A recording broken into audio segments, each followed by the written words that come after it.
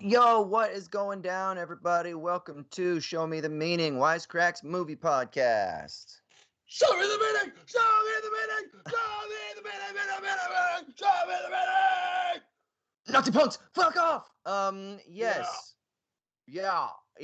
What up? I'm Austin Hayden. I'm joined by the Show Me the Meaning crew. We got Ryan. What up, film fans? It's me, Ryan. And we got Raymond. Hey, everybody. How's it going?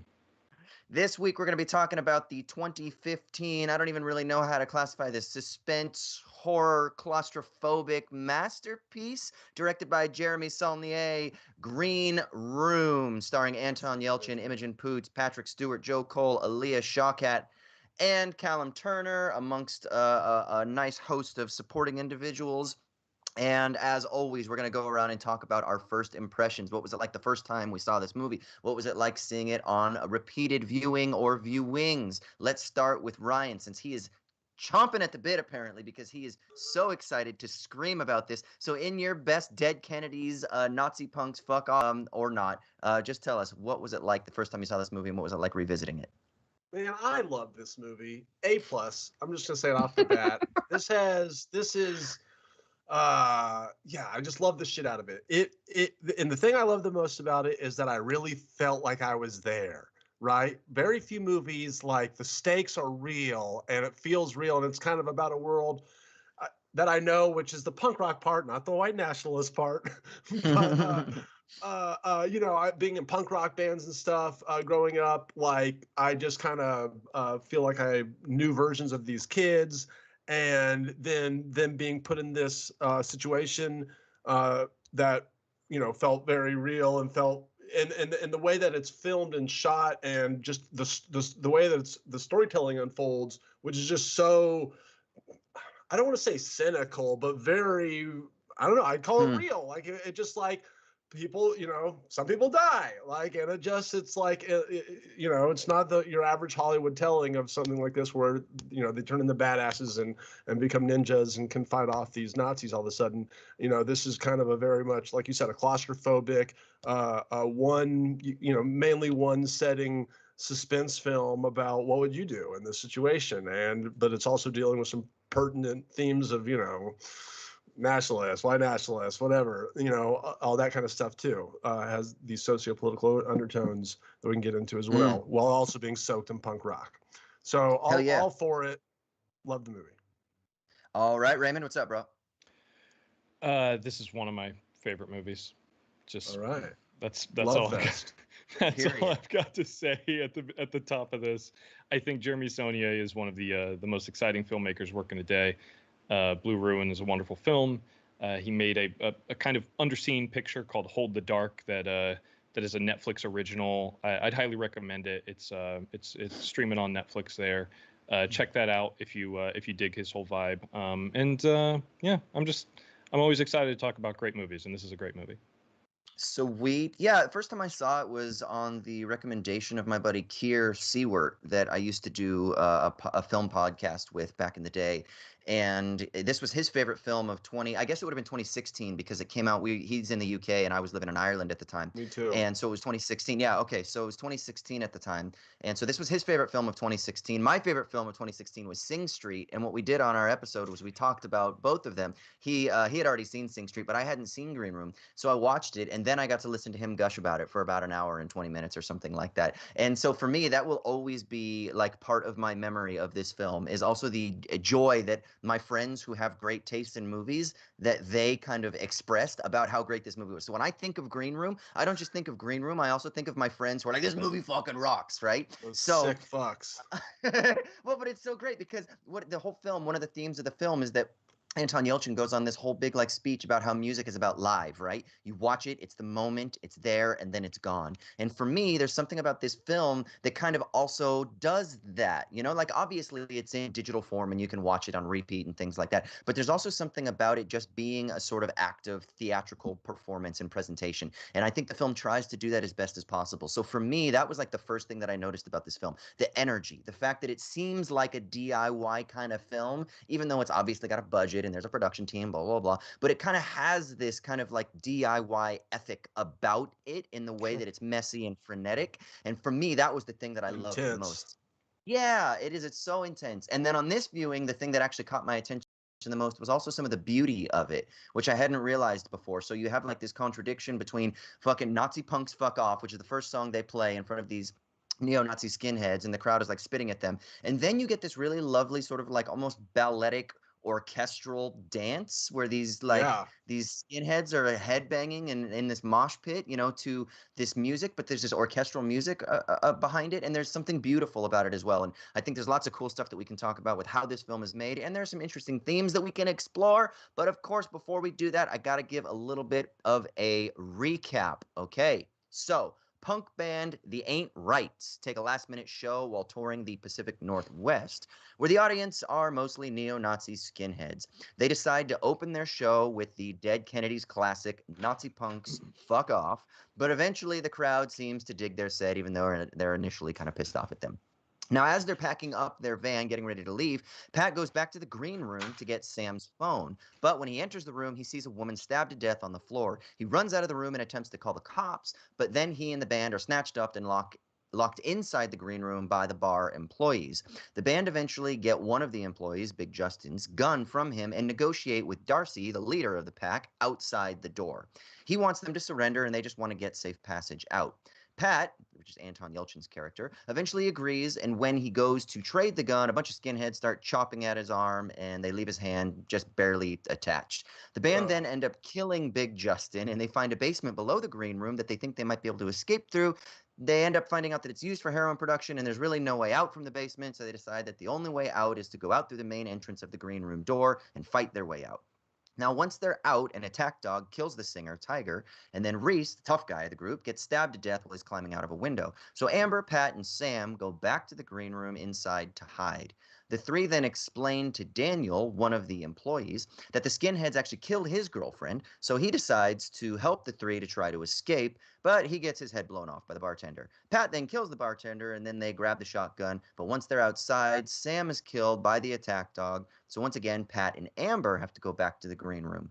The final plan is to lure the skinheads into the basement, get their guns so they can make their final escape and actually get out. And while Darcy and crew, Darcy is Patrick Stewart's character, they're planning this whole cover-up operation. Pat and Amber, they actually do get a hold of two guns, and they take Gabe, Macon Blair, hostage so they can escape. Then they let Gabe go so that he can go call the cops, and they trek through the woods where they end up finding Darcy by his home, and they kill him. The film ends with Pat and Amber sitting on the side of the road waiting for the cops. All right, but before we continue, I gotta give a quick shout out to our sponsor for this week's episode, Storyblocks. Storyblocks is the complete stock solution, providing an unlimited library of 1 million plus royalty-free, high-quality video, audio, and images through cost-effective subscription plans. You know the deal. I use Storyblocks. We at Wisecrack use Storyblocks for our videos. If you need B-roll footage, if you need a song, if you need some sort of cool sound effect like a scream or a squish or a whoosh or whatever it might be, Storyblocks has access to all of this madness so that you can get it if you sign up for their all-access plan by going to storyblocks.com/wisecrack. That's storyblocks.com/wisecrack. Again, this is for all you creators out there. Don't worry about paying royalties or any of that other madness. Get that all-access plan, and you have all of the good content right at your fingertips with Storyblocks. Storyblocks.com/wisecrack, or click the link in the show notes. Now back to the show. All right, so we're going to jump into kind of peeling back some layers of this film. But before we do, we got to give a quick shout out. We have a new freaking Twitter handle that is dedicated to our little corner of the podcast interwebs here. Go to SMTM underscore pod, P-O-D. That's SMTM underscore P-O-D. Give us a follow. We'll be retweeting, tweeting, talking about other stuff that either comes up in the show or maybe stuff that doesn't come up in the show, giving you heads up on what we're going to discussing in upcoming episodes. So give us a quick follow, SMTM underscore POD. Not like the new metal band, but as in pod. All right. This fucking film is not new metal. This film is old school punk rock with a little bit of inflection of new school punk rock attitude. Ryan, what do you got to say about this film? What do we think about this film? We said energy, we said kind of immersion. What is something that you love about this movie? Another thing, as you were talking, that reminded me of was that one scene about the that you brought up, was the orchestral score, and it's just kind of beautiful, and you're watching everybody kind of in the moment, because I think that's a very important concept. Being in the moment. These guys like they don't care. They're on the road. They're just scrapping every show to get by, to get to the next place, and that's kind of the fun of being in a band. You're living in the moment, show to show, and it's just kind of like. This is the horror movie version of what could happen on the road and stuff. But I think that one minute to minute and a half sequence where the orchestra is playing while they're playing that song, it really kind of is the foundation of the movie, because it's like they've gotten to this point, there are these fishes out of water in this dark, scary place, but they're just living it up. They don't give a fuck, they play Nazi punks fuck off, no matter the consequences. And then, of course, we see what happens in the movie. But yeah, that's just kind of part of the ethos. And so I thought it was really cool how they set up their characters in the thing. And then also just being around punk houses and DIY venues and stuff. This movie feels really dirty, right? Because it's like they're in this shitty green room with these shitty people, and then like the whole like box cutting with all them stabbing him in the arm with the box cutter. All the violence in this movie, which is super brutal and awesome and real looking to me, a real feeling.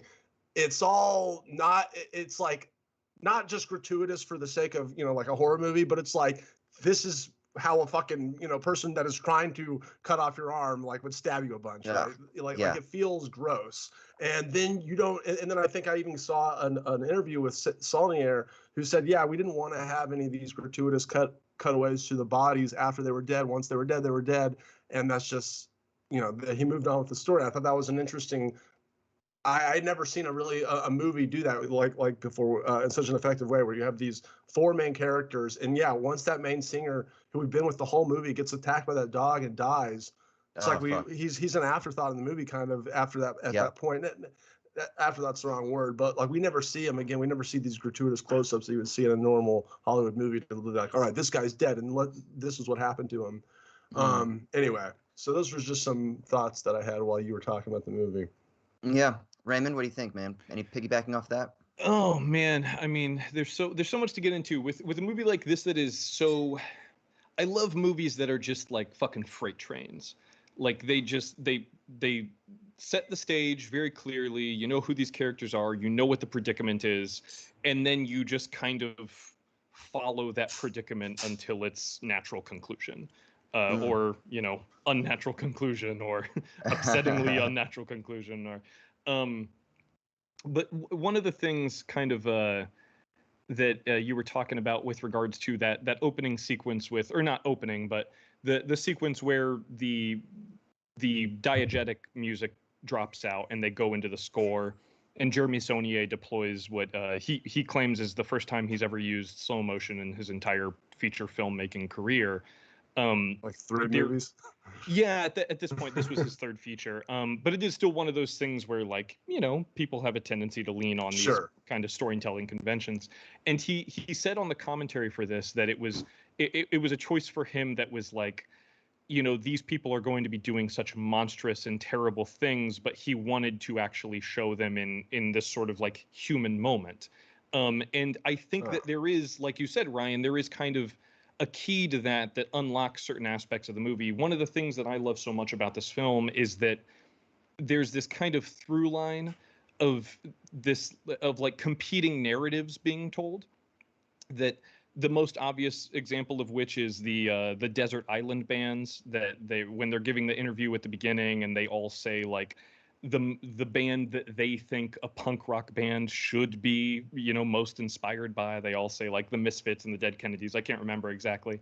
And then of course later on, when shit hits the fan, they're like, okay, let's just have a moment of honesty real quick. My team is Simon and Garfunkel, and they kind of go around and do it again. And I think there's something so great about that like not only that moment as a through line to humanize those characters, but you see how like the counter to that is that, like you said, when they go out and start the show with Nazi punks fuck off, they throw beer bottles at them and they spit at them and they give them the finger. And that is what the Ain't Rights expect. And that is the limit of what the Ain't Rights think is like physically possible to happen to them within this place. That there is still like a social contract that even like Nazis are bound by. And one of the most insane things in this movie is that they continue to believe the narratives that the Nazis are spinning for them, in the same way that they're like kind of convincing themselves of their own narrative. Like they have all these great scenes. For example, the one with Eric Edelstein, where they the big guy with the gun, where they get him in the arm bar, which is such a great touch that like, yeah, one of these members is just like a practitioner of MMA and he does this to stay in shape or whatever, and he's like such a valuable asset in the corner. But the movie never, other than like when he puts the one guy up against the wall at the beginning at the Mexican restaurant, the movie never draws attention to that. It's not played like a Chekhov's gun or whatever. It's one little line. They just say like "slow down, jujitsu" or something like that. Yeah. And that's all they need to say. And then you know, oh, this is, and just his attitude. He's the tough guy, right? He always wants to start shit. And so you're like, okay, so this is the guy that trains. He works out. The rest of them aren't, you know. Yeah, 100%. But they have this thing where they start, and Jeremy Saulnier even calls attention to it in the commentary, where they start like playing detective, where they're like, okay, empty all the pockets. Let's see if we can find a phone. Empty his pockets to make sure that he doesn't have another weapon. Okay, he's got a box cutter. And they don't think in the moment to check for him if he has a phone. And then it's too late by the time they find out that he does. And on the other side of the door, Darcy and all of the Nazis and stuff are building their own narratives, not only with the lies that they're telling the kids, but they're also basically like, there is something interesting within this movie that like the bad guys have to know that they are the bad guys. Like by the end of the movie, the guy who has the dogs is telling them like the attack command is FOSS and it's the only command that you'll need. Like these people are hammers and they acknowledge that the rest of the world is just nails. So much so that even when like they have to spin yarns to get themselves out of trouble, it's just a different form of violence that has been committed at their venue. It's like the police come up to investigate a stabbing and they convince two twin skinheads to stab each other like playfully because they understand awesome. they understand what the Ain't Rights don't. The Ain't Rights think they're like hardcore because they get up and scream into microphones, and these guys are like, no, we know we're killers. We know what we're capable of. We know how we are perceived. And by owning that, they basically control the entire movie. You know, up to the point where like even by the end of it, another example of the way that they like turn the stabbing narrative. So like, no, a stabbing did take place here, but it's a friendly stabbing. They spin the narrative at the end of the thing too, where it's like, we're not going to try and deny that we killed all these people. We're just going to create a narrative by which we had some sort of like moral justification, like they were trespassing and stealing our gasoline and stuff like that. And by like owning their evil, and that's one of the fucking great things about this movie, is just like pure, uncut, unadulterated evil that they are up against.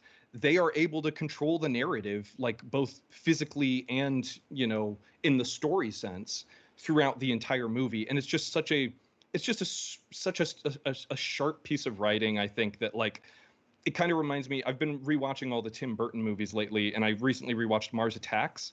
And one of the best running gags in Mars Attacks is that all of the humans keep assuming that the Martians are acting in good faith when it's like painfully transparent that like every single time they meet up with them, they get obliterated. And there's kind of a weird natural running thing in this where these kids start to like, they keep taking these Nazis at their word when Macon Blair says like, just wait here and I'll be right back. And he comes back with a fucking gun. If they had just said like, fuck that, we're not trusting a Nazi and beat it out of the green room at that point, the movie could have been over. Like they could have gotten away. And it's just one of those things where like these kids, they want to trust that like no matter what their differences are with these people, and they are multitudinous, like I don't think any of the kids are white supremacists by any means, but they still trust that they are humans. And no, they're not up against humans. They're up against fucking evil. And I love how clear the movie is about that. Sorry for rambling. That was a good fucking ramble. Now, hold on. I tried to take notes on this because there's a lot of shit to peel back here. But before we do, we've been getting just a little bit of shit talking in the chat that says that this isn't live. So I just want to say, guess what? By the very fact that I acknowledge that, Big Smoke, we're fucking live, man. This is fucking live. So if you want to come at us, you can come. They're thinking this is pre-recorded, which means get involved in the freaking chat. So if you're in the chat, get involved in the chat. We are definitely monitoring the chat. So Big Smoke, you may have bailed on us because I think it said that you said you were going to bail, but we're putting you on blast right now. So everybody, if you want, we can drop little jokes about Big Smoke because now I'm throwing smoke at Big Smoke. So if Big Smoke ever comes back, we can remember that. No, I'm just kidding. Big Smoke, we love you. Come back. But yes, we are watching the chat. What real quick before you go on your next point, I'm also watching the chat, and there are also some folks who are chiming in and making jokes about how we are insulting their German culture. And to that I say, Nazi punks, fuck off. I know you're being ironic, but I think there's enough ironic hatred and racism on the internet already. So fuck off, Nazi punks. Yeah, and here's the deal. You're Nazi. Missing a lot. Yeah, right. Your German heritage does not necessarily mean it's a Nazi heritage. I mean, look at me. Look at me. I am German in heritage through and through. My dad is literally blonde-haired, blue-eyed. He's like fucking Hitler's Aryan fantasy, okay? Easy. The only reason I got brown eyes is because my mom has brown hair and brown eyes because of the French. But we are German, and guess what? I will still say, Nazi punks, fuck off, man. Come on, Dead Kennedy's in the house. Anyway, we love you. We are watching the live chat. Of course we're watching the live chat. Send us in your questions, your thoughts, what you think about this film. Interesting stuff, interesting themes, things like that. But there's so much stuff that just came up in the fucking discussion between what Ryan and Raymond were just saying. I just wanted to say there's something really interesting, I think, about this distinction between like being in the moment and building narratives, right? So you got this DIY crew that they think that they're at like the margins of freedom, right? Like they don't want to do anything digitally. They maybe want to like print like a 7-inch because analog's more real. It's kind of like more authentic and earthy and stuff like that. And they're at like the edge of this DIY punk ethic, which is super sick. But for them, that's freedom, right? And I like something that we might be able to kind of like contrast this with is for them, they think in terms of kind of like impulsive, like being in the moment, being free, not necessarily having a plan, right? They keep running out of gas because they don't really have a good plan. Their show gets canceled. They don't have any money because they don't really have a plan. They're kind of just like in the moment, flying by the seat of their pants sort of thing.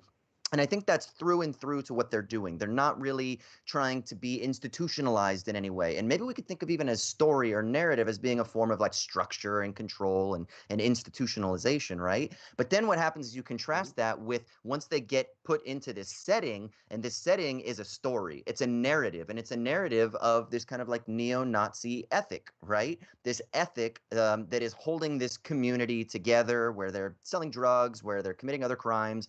They kill the one girl because her and her partner are going to be leaving the skinhead way of life, apparently. So they kill the one, right? So there's this community that is being held together by narrative. And then what happens? The first act of the band to try to get out of the green room is they kind of just say, fuck it, right? Which is them again doing their let's DIY, we're fucking anarchists, there is no narrative, let's just fucking get out. And then what happens? Well, the lead singer dies and the tough guy dies instantly, right? And so it's like, okay, well, that ethic doesn't work. And then they kind of come up with a little bit of a plan, but then Sam gets killed. And so then finally, what is it that saves them? They have to create their own narrative. And it's kind of like a bullshit narrative where they play pretend, where Pat's character is like, yeah, this one time I went paintballing. And then the Amber character, like, he doesn't get to finish his story that he tells earlier about how they ended up like getting through this paintball slaughter by these guys who were like ex-Iraq like veterans or whatever that all kicked their ass in this paintball competition. But then she says, you know, tell me the rest of your story. And then they come up with the plan, and the plan is the thing that saves them. So it's almost like they had to then have a structure. They had to have a narrative. They had to come together so that they could get out. And it had to be a competing structure, a competing narrative that would allow them to contest the other structure. Because if you just say, fuck it, you're not going to be able to adequately contest it. So that's what I was thinking. I was kind of thinking about like the difference. And I think that scene that Ryan and I were like highlighting, where it's like that orchestral balletic dance where they're in the fucking mosh pit and the music is playing, is that wonderful contradiction between those two. You've got the in the moment flow that looks like chaos, but it's also organized, right? So it's like, what do you do? How do you organize the impulsive power of punk rock that is just like, you know, tear down the establishment, say what you want, express yourself in your freedom, right? How do you compare that, or how do you control that and contain that in a way that's productive? Or is there a way that it can be productive and powerful? And I think that's one of the cool things that this film also maybe explores thematically. What do you think? Am I reading too much into it? No, absolutely. I think by the end of the film, when they go into the sort of like when they start playing war, so to speak, they throw them onto their back foot just enough that in the commentary, speaking of the paintball scene, Jeremy Saulnier talks about how that is based on a true story, that he and a friend of his went paintballing and they didn't have enough people to fill the entire course, so they got paired up with a team full of Marines who were just acing them. And then when they were like, well, they just expect us to fucking like cower back here and just try to like, you know, lean up and shoot every once in a while. What if we just run out there and see what they do? And will that throw them off just enough to get the upper hand, however briefly? And sure enough, they won a round by doing that. And that is like it's such a cool little sequence at the end there, how like Imogen Poots is like they're counting down the shells that he has in the shotgun, and she like dangles the one body down and he doesn't fall for it, and then Anton Yelchin distracts the guy again, and then she calls him back again and she's dangling a new body down, and that time he takes the bait. And it's just little things like that where it's like, okay, we're keeping track of the shotgun shells and we're pretty sure that Yeah. he's nervous playing monkey in the middle like this, so we're quite certain that maybe at the very least he's not keeping track of how many bodies we got up here. And it's just one of those things where like it may be kind of a movie convention to be able to throw the decoy out there, but the fact that he doesn't take the bait on the first one, and she even reacts, she's like, oh fuck. And it's just like, they just have to like reload with a different body and try it again. And if he doesn't take the bait with that last shotgun shell, it's just like, okay, I guess we just got to storm him. You know, one or the other of us, or maybe both will die. But this is like, all right, we're gonna throw one more clay pigeon at it. And I love that. I love how many. I also love that the narrative convention for a movie like this would be, oh, once they find the basement, they would find an exit. And I love that it's a dead end. I love that it just becomes more universe building. And it's like, okay, well, now we just have, 4 more corners to hide in. Like there's this great game. Or 4 more corners to be trapped in, which is another important thing. It's like, yeah, it's the claustrophobia. It's the no way out sort of thing. Ryan, someone in the chats, Big Boss says, what did you guys think of the gore in the movie? What are your thoughts of the gore in this film? You said that it was realistic before. Yeah, what do you think? Yeah, I mean, we kind of touched on it earlier, just how it feels gross and dirty when it's happening. It's very effective, especially the slicing with the box cutter scene and all the like, and that they don't really hang on it for too long, so it's equally effective. That's what everyone says at the end of this movie, is that you like are shaken, and that you still feel this movie after it's over. And I think that his effective use of quick shots of the violence is does that. But also, kind of what you were alluding to before, this movie very much feels like yeah, you're constantly revising your plan, and you're putting yourself Yeah. in the situation, and it's just there's nothing supernatural or fantastic. It's like it's MacGyver stuff at the end, but with younger punk rock kids. So it's like a really funny. You don't want to laugh because they're in this dire situation with these Nazis and stuff, but you are kind of like the whole time, it's almost funny how helpless they are, and how every little stupid plan that they have is kind of like, oh yeah, that's so stupid it actually might work, but you're probably going to get killed, and then people do. So there's a weird dark sense of humor to this movie. Sure. Yeah, the thing I love about it too is, like, I was thinking of You're Next when I was watching this. You remember how shit's going crazy in You're Next, but then of course the woman who ends up kind of like saving the day is because she grew up in a survivalist camp, and so she's got like all these skills and shit like that. There's none of that in this. These are just ordinary people, and nobody really knows how to use a gun, and nobody really knows how to use a knife, and nobody really knows tactics and strategies and plans. And the thing I love about it is that, like, even when Imogen Poots at the end is holding the shotgun, you're like, okay, like this character does not shoot guns, right? The way she's holding the gun, it's not like she's got it like perfectly held and secured. The way that Anton Yelchin is holding the gun, like also his arms all fucked up. They're terrified of having that kind of weapon or power in there. It's And that's great, because I feel like it adds to, I know this might sound cliche, but it's so important to linger over this. It adds to the realism of this, because, I mean, if you take a group of people who are punk musicians who maybe, I mean, I'm just presuming here, but let's just presume they're probably not like hunting, and they're probably not like guns rights activists. I don't know how often fucking Tiger and Pat and Sam go to the shooting range. Maybe the other character, Reese, maybe he knows some tactical stuff, but he gets killed pretty quickly because he tries to go all fucking everyone for themselves sort of thing. But I don't think these are the type of people that would have trained much in how to use a weapon. And so then we see that, right? Like we see when they open the door, and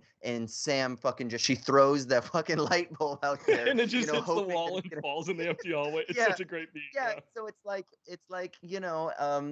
everyone has a good plan until they get punched in the mouth, sort of thing, and they got fucking punched in the mouth, and their plans, they don't work to what's actually in front of them. You bring that aspect up, and that's one of the I think very, very canny aspects of this film, and not only the filmmaking, but all credit to the performers. Anton Yelchin, phenomenal in this film, rest in peace. Mark Webber, who's also very good in the movie, I think a wonderful actor in his own right. When he is the character who comes in near the end and is like turning on the Nazis because his girlfriend was killed. Oh yeah. And when he comes in at the end, Daniel's character. Yeah. So when he comes in, the movie starts treating him like the hero. The movie starts treating him like the guy, okay, he's on his turf. He knows these people. He knows what they're capable of, and he quite likely is capable of it as well. And it feels for a moment like the movie is treating him like he's going to be, even when they exit the green room flanked behind Mark Webber, the camera does kind of like the hero tilt up, starting at his feet and sort of like rising up, and he's walking out. I think he's got the machete in his hand or some such other weapon. And he's telling them like, oh, I know where the shotgun is. It's right here under the bar. Walks over to the bar, and as he's looking for the shotgun, a round just blasts right through his head. And it's just another one of those great misdirects where like this movie is trading on your awareness of how these movies work. And they do it again with Anton Yelchin near the end of the movie, where he's fucking made up like Arnold Schwarzenegger in Commando. He's got the Sharpie camo war paint on, and he's got a gun. And he's not playing a hero. He's trying to play a hero. He's a frightened child who's trying to play an action star. And there's this wonderful moment where he's pointing the gun through the windows of the van. And when he starts to circle around the van, he's got the gun outstretched, and the sleeve of his jacket snags on the side mirror. And it's just one of those things where Jeremy Saulnier said it happened on accident in one take, and then he had Anton Yelchin do it on purpose every other take after that, because it's just one of those things of like, yeah, you're not someone with great spatial awareness. You're not like running down the math in your head of like how to operate on a battlefield. You're trying to scare this guy more than you yourself are scared, and you're just not Yes. paying attention to other things like getting in your fucking way. And it is one of those things that is like representative of a certain degree of trauma. Like if you talk to people who have been in like firefights or who have served in war zones, they talk about how like the world goes dark around it, and how like you just like you can just sort of zero in on things and stuff like that. And it's just a very sharp bit of writing and a wonderful piece of acting from the cast all around. Yeah, damn straight. Ryan, any further thoughts here on these things that we've been discussing? Yeah, like to me, this I was just thinking about it while Raven was talking. Like the that part of the hero's story circle, whatever, the hero's journey, where it's like you are in over your head and you have to figure out how to get out over your head. Like that, this movie is like that beat for the whole film. I feel like where it's like these kids are so far over their head, and that's like we were kind of talking about before. It's almost comedic in a sense, and also what you were talking about before, Raymond, about how evil these people are. I mean, yeah, it's like it's kind of like you don't know, where that quote is in life, like you don't know what you don't know until whatever. Or I think you actually just said it even more perfectly with the cliche of, you don't, everyone has a plan until they get punched in the mouth. Sure. It's like, yeah, when you're a kid, you feel like you know it all, and like, yeah, that you can just step up to this, this bully and say Nazi punks fuck off, and that, like you guys say, like what's the worst that's going to happen? They're going to throw me out of this club. And it's like, no, there are people that are way more, have way more worse intentions than you could ever imagine out there, and you got to be aware of that. And this is the horror story of that scenario.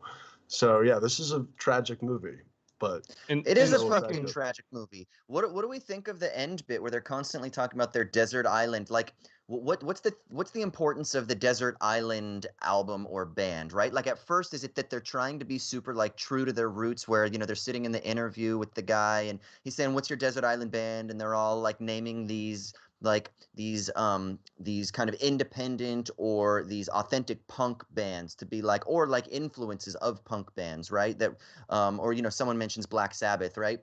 And so it's like there's that, and then once they're in that scary situation, then they start kind of like saying actually what their real desert island band is, and it's a little bit more like pop type of albums or pop type of music. And then at the very end, when Anton Yelchin and Imogen Poots are sitting there, the Pat and Amber characters, he says, "I think I know what my one is. I know what my desert island band is." After not being able to say what it was in both scenarios before, he just couldn't figure it out. He couldn't figure it out, and now he finally gets it. And she looks at him and she says, "Tell someone who gives a shit." So like, what is going on there? There's no salvation. Is that kind of the idea? Like, is that why this is a tragic film? Like, it doesn't matter. Like, I think there's nothing. Like, yeah. Go ahead. There is a notion that like for all of the ain't rights kind of like protestations at like social media and going digital and wanting to do things the real way because that to them is more authentic, there still is this kind of suggestion that that notion of authenticity, that kind of curated authenticity, is still something of an affect in and of itself.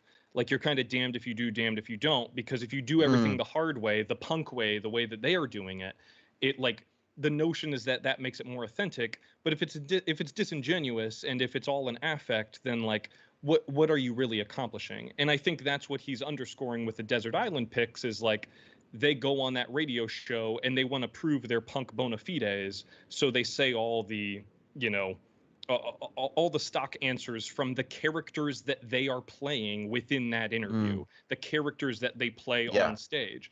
And this, like, by the end of the movie, their characters have been stripped away. This comes back to that thing I was saying before, where like these characters projecting the notions of themselves in these like spaces in which they circulate.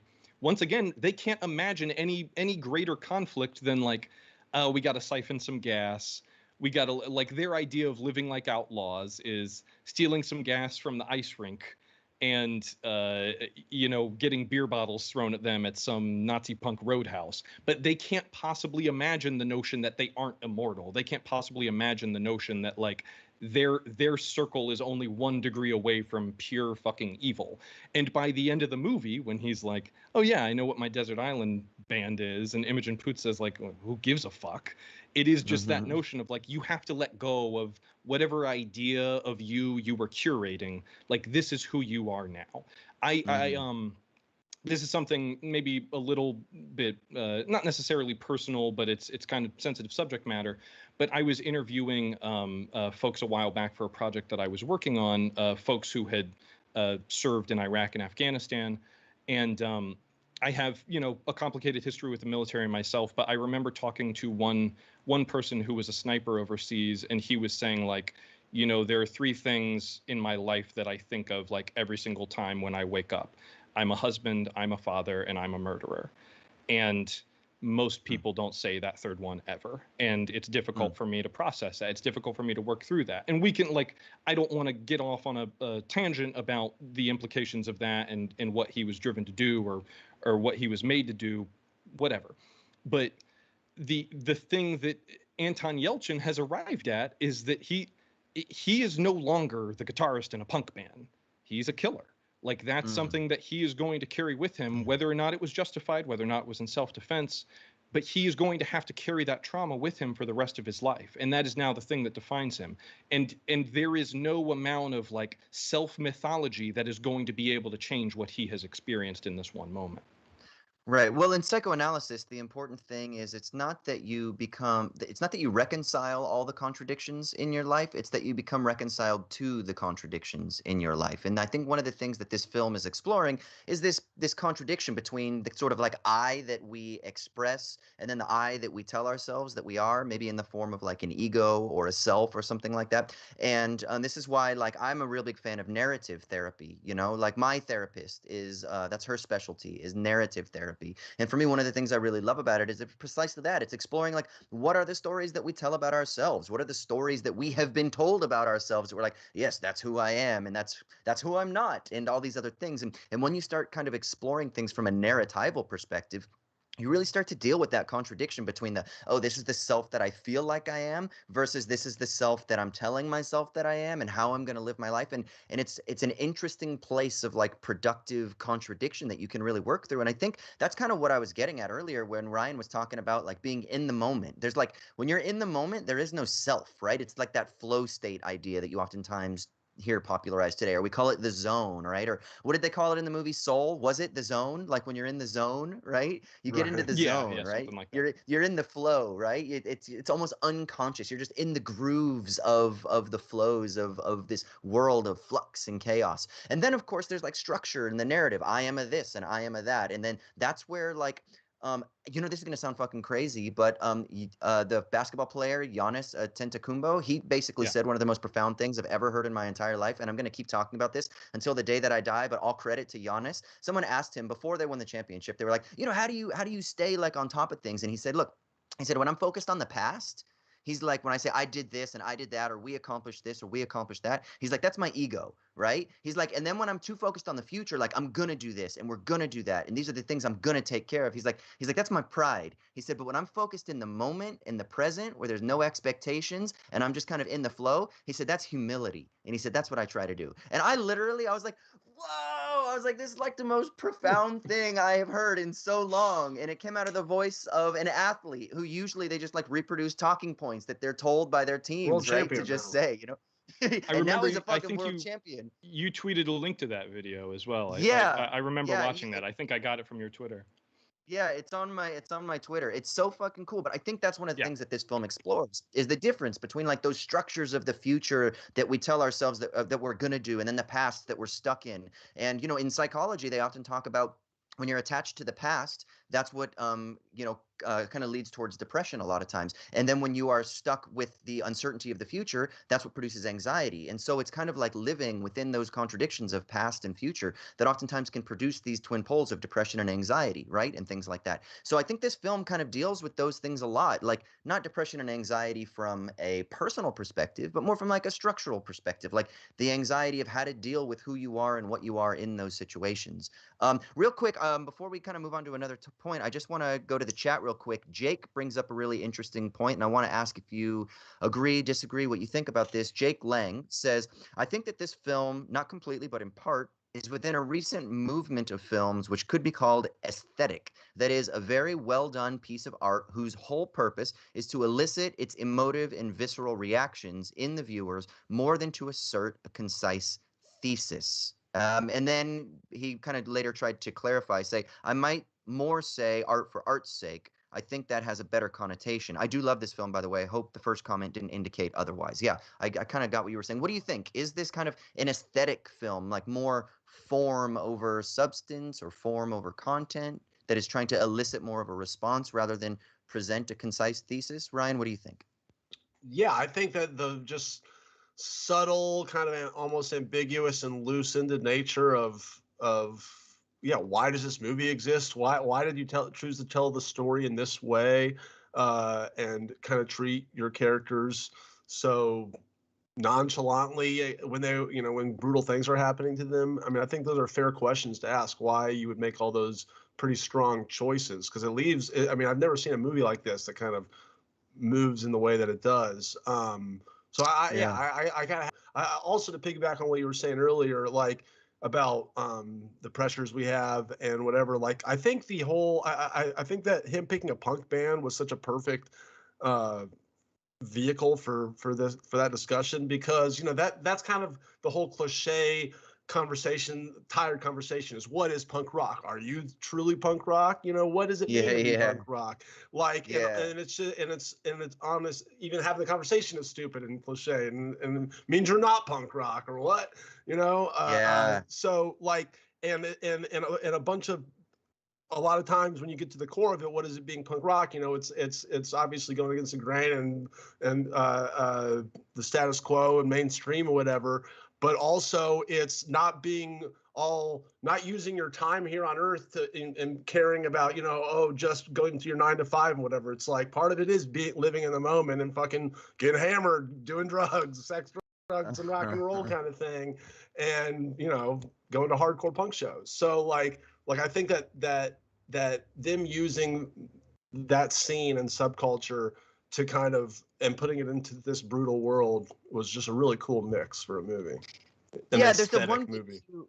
Yeah, and there's the one bit speaking more about the aesthetics, where Reese, Joe Cole's character, says something like, he's mocking the guy that has the mohawk by saying, like, did he put like jizz in his hair or something like that, right? Right. So even then, there's like this tension within the punk community about what punk is. Like, do you have to wear chains, and do you have to wear like a denim jacket that's got holes in it, that's got patches on it? Do you wear a mohawk, Liberty spikes, or do you kind of like Joe Cole's character Reese just kind of looks like a middle-class suburban dude, right? He's nice looking, and he's clean cut, and he works out, and he trains in mixed martial arts, and so like he's kind of just like a dude. Whereas there's other people in the punk community that have a different aesthetic, that have a different sort of ethic about them, that carry themselves in different ways, and so that's a nice kind of interesting tension as well. Like, what is punk, and how do you express that punk attitude,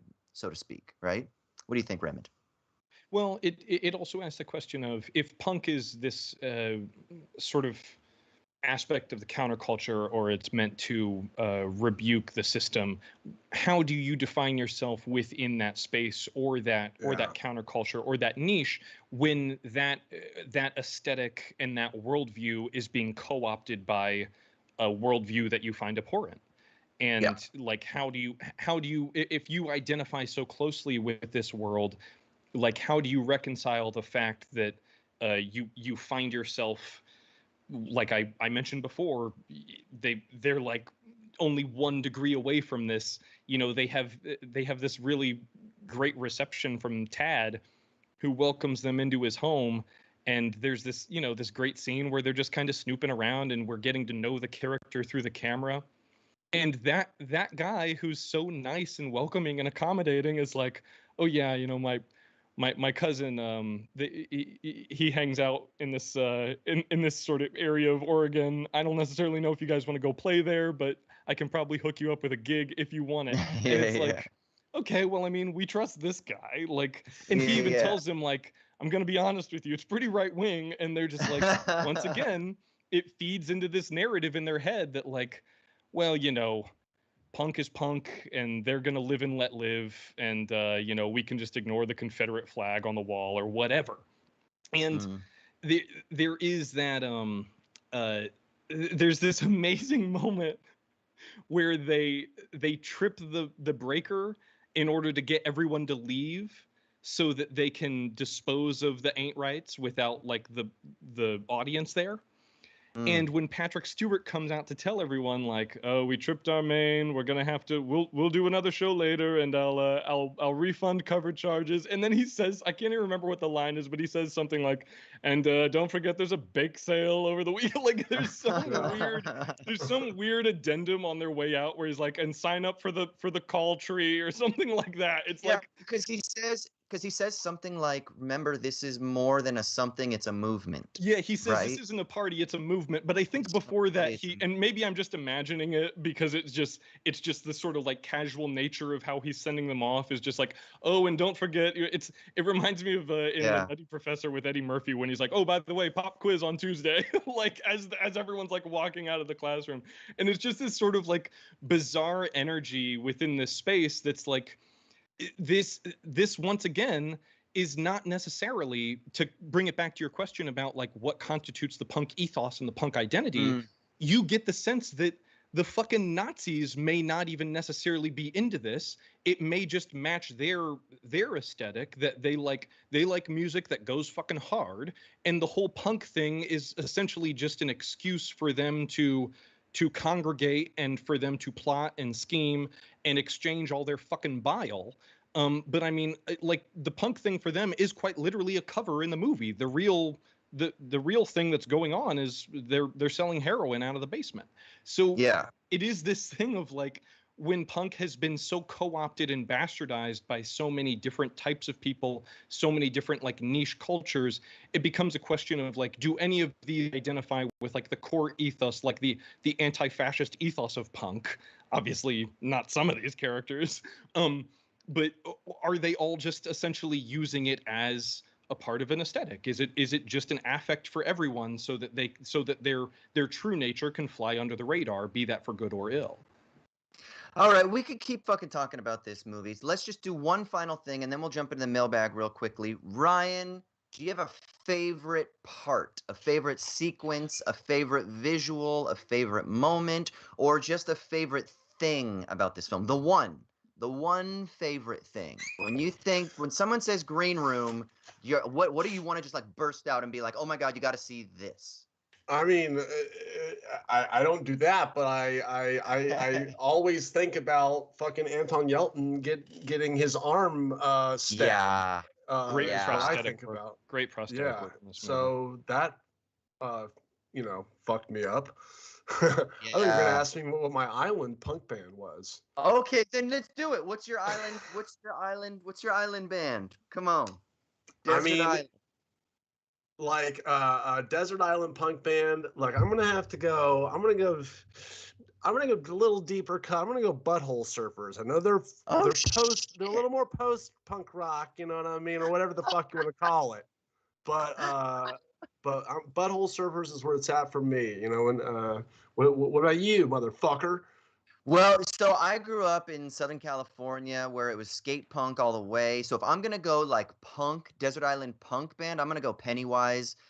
We used to go to Okay. Pennywise concerts all the time. Like one of my best friends was cousins with the bass player, or so Randy, the bass player from Pennywise. So we used to go all the time. So I'm gonna fucking go Pennywise. My first concert that I ever went to, when I was 16, like real concert. I'd been to other concerts, but my first concert by myself with my friend, it was Blink 182, Unwritten Law, and a band called Phoenix TX. They used to be called Oh, I River know Phoenix, them. but then they had to change Yeah. their name. Yeah, Phoenix TX. Yeah, yeah. And so that was like the first show. So that was like the music that I grew up in. And then more on the skate punk side, it was, assorted Jelly Beans, No Effects, like I said, Pennywise. Sort of And then Jelly of course, Beans. Hell yeah. yeah, fucking assorted Jelly Beans, man. So it wasn't until I got older that I really got into like more old school kind of like, Descendants, Dead Kennedys, Suicidal Tendencies, stuff like that, which I still love them. But if I'm going to be on a desert island, I want like something more melodic. So I'm going to go Pennywise. And actually, the weird thing is people are going to hate me for this. I love Jim, the singer from Pennywise.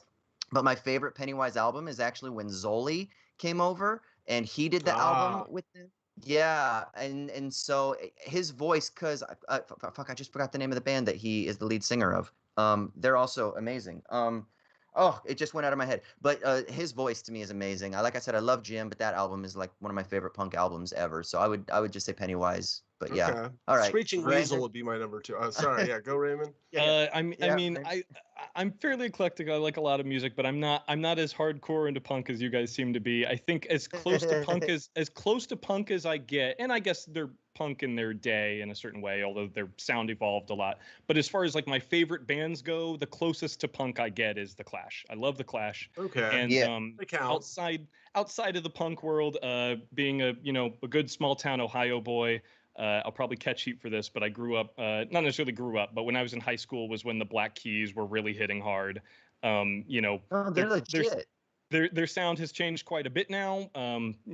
Be that as it may, I still really enjoy their music, and a lot of Yeah. their early albums I love to death. That was one of my favorite bands in high school. And one more thing I will say about the movie Green Room is I just have to acknowledge the second to last shot, which to me is actually the last shot, where the dog trots back to its owner and lays down to Yes. die. Yes, yes. A really beautiful moment. In my mind, that is the end of the movie. And that to me just it puts a perfect encapsulation on, we've talked about, is this style over substance? I don't think it is. I think there's a whole lot under the hood with this movie.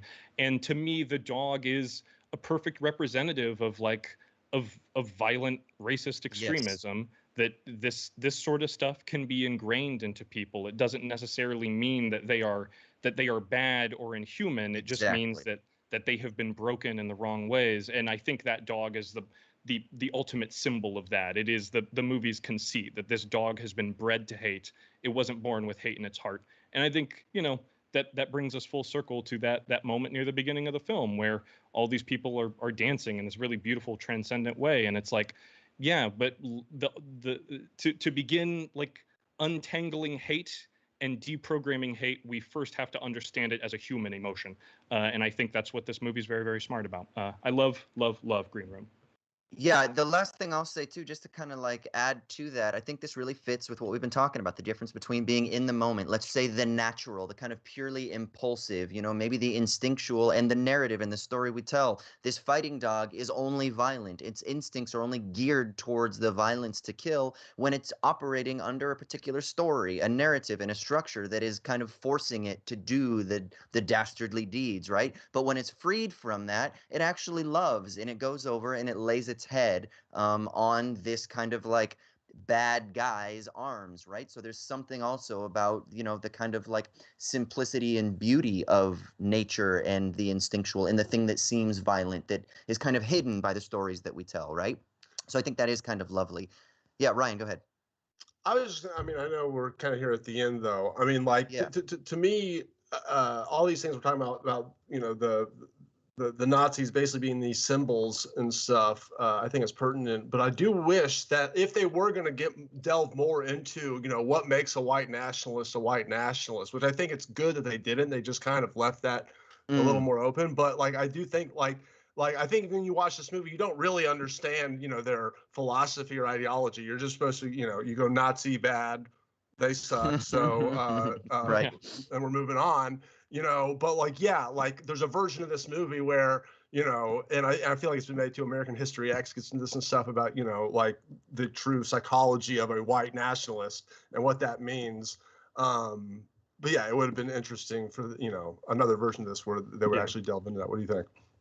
This movie is kind of like dovetailing off of one of my favorite movies and one of my favorite John Carpenter films, Assault on Precinct 13. And similar to Oh, what hell you're yeah. saying, Ryan, in Assault on Precinct 13, because that is itself kind of a riff on Rio Bravo, John Carpenter is kind of like treating the gang, and he's like the gang is written and photographed the way that old movies, like this is a dicey political thing, but really old westerns like Rio Bravo paint Native Americans as an uncomplicated evil. Obviously, that is a very racist way to depict Native Americans, but that's the fact of how they were portrayed in a lot of old westerns.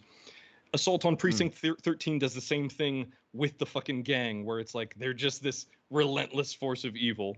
And then in Green Room, you're right. They don't like dig into like what is the animating philosophy of these people. You kind of come into the movie understanding like, yeah, I don't think good guys really deck out their fucking nightclubs with all this shit. Like, I don't think good guys wear fucking SS patches on their jacket. Like, at a certain point, it recalls that Mitchell and Webb look sketch where they, it's a very famous sketch where they turn to each other and they say, are we the baddies? And it's like, yeah, you're wearing fucking skulls on your hat. Like, and that, like, that comes back to what I was saying before. Like, this is, they are presented as human, but it is still very uncomplicated in its depiction of evil. Like, these folks know that they're not doing the right thing by like, well, I guess to clean up this mess, we've got to like force two of our friends to stab each other, murder a handful of kids, and maybe sacrifice a handful of dogs. Like, there's no good thing that ends with this kind of fucking bloodbath. And I think the movie's very, very smart about how it presents them in that light, Ryan. I think that the last thing that I'll say, and we're not going to be able to get into the mailbag this time, but I'll give a quick shout out on how you can contact us. But the last thing I'll say is that it is a really great discussion, and this gets us right into like the philosophy of art is when something is style over substance, we might say, is there actually substance in the style, right? And vice versa. Is there style in the substance? And are they really as separated as we tend to think? When something is aesthetic, it has to use certain aesthetics that carry with them implicit meanings. So like Ryan just brought up, this idea that you have, these caricatured individuals that we just automatically know, okay, neo-Nazi boots and braces, skinheads, far right equals the bad guys. It's because all of that meaning has already been kind of inherited, if you will, through the aesthetic. So then when you have certain types of music and sound and pace and all these things, do those things also carry with them subtle meanings that we're not being smacked in the face with? And maybe that's when art is really good. In my perspective, that's when I love art. When it doesn't preach at you, when it doesn't lead to so much with the thesis and say, this is the thesis that I'm trying to give to you, because then it becomes a little too preachy. But rather when it says, no, here's an expression of stuff. And then all those other meanings, I'm going to let three white dudes on a podcast talk about it for an hour and figure out what the fuck they can pull from that meaning. Also, white dudes with beards. Hold on. But Ryan, your beard is looking a little less beardy at the moment. I'm kind of, what's up, dude? Well, you got to grow that. Yeah. It doesn't grow well. No, I love your beard, bro. It's patchy, come on. baby. Yeah, fucking let that shit grow. Anyway, listen, if you want to contribute out there, if you're listening to us, you can call us and you can leave us a voicemail at 1-213-534-8807. That's 1-213-534-8807. You can also email us, movies@wisecrack.co. That's movies@wisecrack.co. We didn't have time to get into the mailbag this week, but that's just because this movie is so freaking amazing and there's so much we could talk about. Obviously, as it is now, I'm even like forcing a cutoff so that we can get out of here because I think we could probably keep chatting about it. But we got to run. So as we sign off, where can people find you on the internet, Raymond? Yeah, you can find me as always over on Twitter and Letterboxd. I'm at Crematoria. And yeah, like we said before, now you can find us all maybe at SMTM_pod. So check us out there on Twitter as well. Yeah, Ryan. Ryan Shorts on YouTube, Facebook, all that stuff. I'd also like to give a shout out to Lalo Dagach in the chat says the Cramps are in fact the best punk band. I cannot argue with you there, Lalo. The Cramps. Go check them out. And shout out to David Nicholson, who said in 2 sentences what we took an hour to do. Not all people are monsters, but all monsters are people. Fun world. Yeah. And then let me just, for people out there that want to know another good punk band, X. If you don't know X, they were an LA punk band from the 80s. Freaking fantastic. Check out X. Also the Germs. I mean, there's so many, but X, if we're going to be on this. That was my dad's favorite punk band growing up, so that was like one of the first groups that I listened to. Anyway, I'm Austin Hayden. You can find me out there on Twitter, Austin_Hayden, Insta, AUS_HAY. We got to get out of here. Ryan, send us out, brother. Show me the meaning. We show you the meaning of the green room. Yeah, show me the meaning. That's a Jerry Maguire parody quote. Show me the money. That's it. Later.